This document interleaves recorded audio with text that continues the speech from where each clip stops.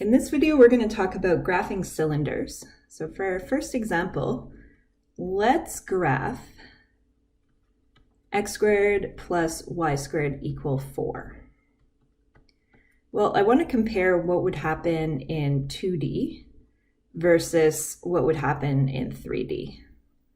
So if we think back to some of our previous courses, maybe pre-calculus or calculus, you would have seen the equation for a circle. So you would look at that and you'd say, oh, in 2 dimensions, I know that's a circle of radius 2 centered at the origin. So let's just draw that quickly.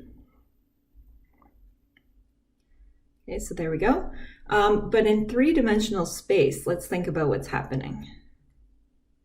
So if we look first at what's happening just in the xy plane, forget about the z value for a second. Imagine the z value 0. In the xy plane, we're getting that circle of radius 2, so let's draw that. Now, because z does not appear in this equation, the z value has no impact on whether a point satisfies this equation or not. So what that means is that at every level of z, we're going to get the same kind of curve. We're going to have a circle of radius 2 up here. If we were to look at what's happening for some negative z values down here, again, we're getting that same circle of radius 2.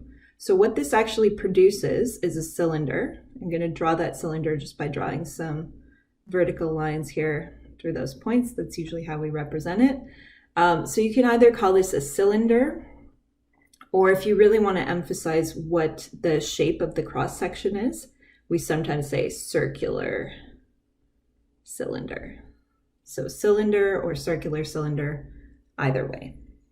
So the key insight that we made in the previous example was that every cross section in the z direction looked identical, meaning no matter what z value we were at, when we sliced through that surface horizontally, keeping the z value constant, we got the same kind of shape.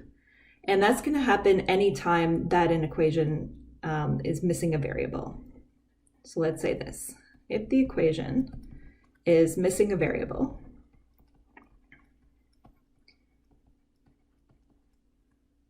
let's say if the equation is missing a variable, then every cross section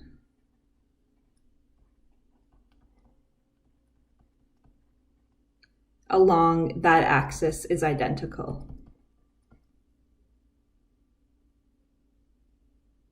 So in our previous equation, our equation was missing z.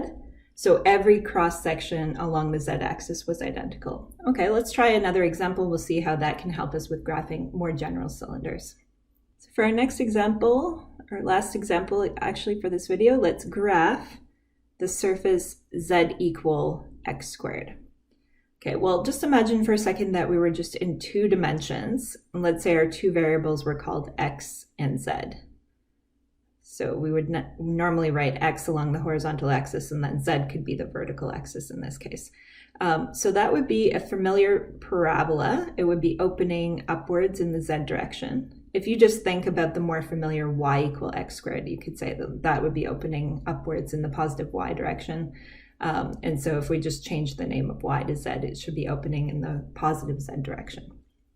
Okay, now we're really interested in the version of this that is sitting in 3-dimensional space. So let's think about that. We'll draw our x, y, and z axes.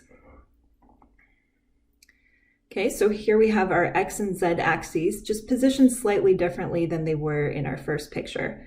But we've got a parabola in that xz plane, and it should be opening in the positive z direction. So in our picture, that would look something like this. There's our parabola sitting in that xz plane.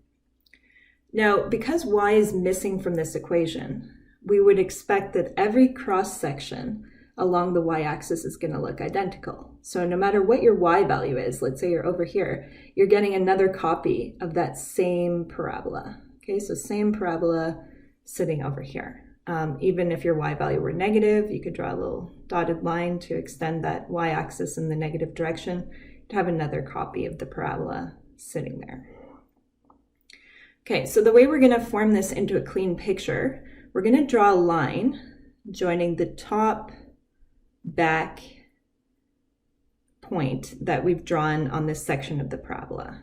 Okay, Okay, so let's just draw a line. Oops. Let's draw a little horizontal line, joining those 3 points. And then we're going to draw another line joining the top front point that we've identified on the parabola. Now, just to clean the picture up, I notice that in the first parabola, I maybe extended the top front part a little bit too far, so I'm going to fix that up for a nice picture. Okay, that looks a little bit better to me. It looks more symmetric with the other 2 parabolas that we drew, more identical to those other parabolas. So let's identify just the top front part of these parabolas. And again, let's draw a horizontal line joining those 3 points. And then if we like, we could draw another horizontal line here, just joining the vertex for each of those 3 parabolas. So this is another example of a cylinder. Anytime our equation is missing a variable, we can call it a cylinder. And if we want to describe the shape of the cross section, then we just put some sort of adjective in front of the cylinder. So in this case, we would call it a parabolic cylinder, just to emphasize that every cross section along the y-axis is a parabola. If you want to add a little bit more detail to your sketch to make this look good, one thing you can do is just fill in a few more shapes along the sides that look like parabolas.